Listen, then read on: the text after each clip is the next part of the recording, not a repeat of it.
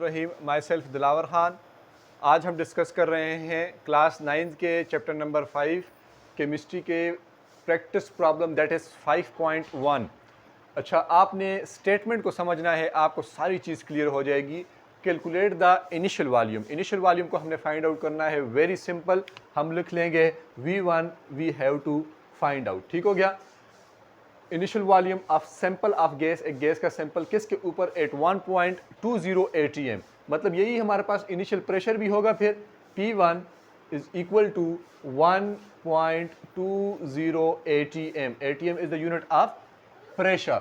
If its volume, अगर इसका volume change हो जाए, अगर इसका वॉल्यूम चेंज हो जाए टू 3 atm, ठीक है, कितने तक हो जाए, 3 atm तक हो जाए। ठीक है, अब atm जो है वो हमारे पास इसमें फिर मज़ीद जो है ये हमारे पास P2 आ जाएगा। ठीक है, 3 atm।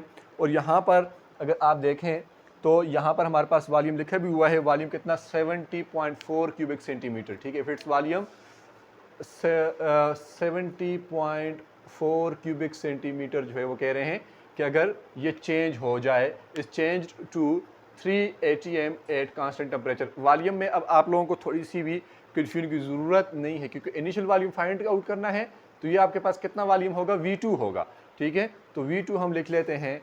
V2 हमने फाइंड आउट करना है। V2 हमारे पास है 70.4 क्यूबिक सेंटीमीटर। क्यूबिक सेंटीमीटर भी हमारे पास यूनिट होता है वॉल्यूम का। डेसी क्यूबिक मीटर भी हमारे पास यूनिट होता है वॉल्यूम का। अच्छा, अब हमारे पास वही चार चीज़ें हैं, तो हम लिख लेंगे अप्लाइंग बॉयल्स लॉ। कौन सा लॉ हम अप्लाई करेंगे,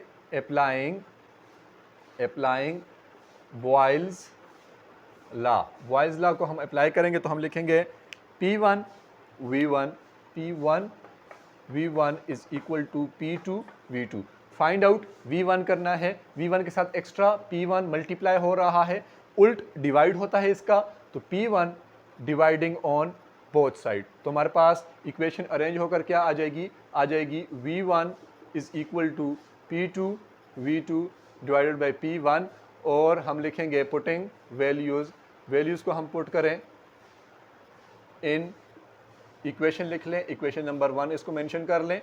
ठीक है, तो P2 की वैल्यू क्या आ जाएगी, 3 atm। V2 की वैल्यू क्या आ जाएगी, 70.4 क्यूबिक सेंटीमीटर। P1 की वैल्यू क्या आएगी, 1.20 atm। atm के साथ कैंसल आउट हो जाएगा। 3 को मल्टीप्लाई करेंगे 70.4 के साथ, तो हमारे पास क्या आंसर आ जाएगा, 3 विल बी मल्टीप्लाई विद 70.4, ये आ जाएगा 211.2।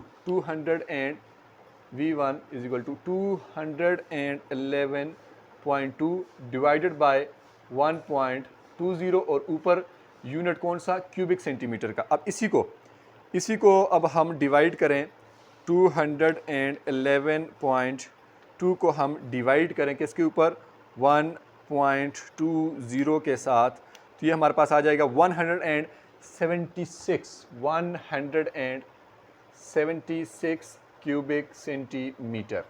तो ये इसका आंसर आ जाएगा V1 का। ठीक है, तो ये V1 का आंसर आ जाएगा। अब हमारे पास इनिशियल वॉल्यूम जो है वो कैलकुलेट हो गया है।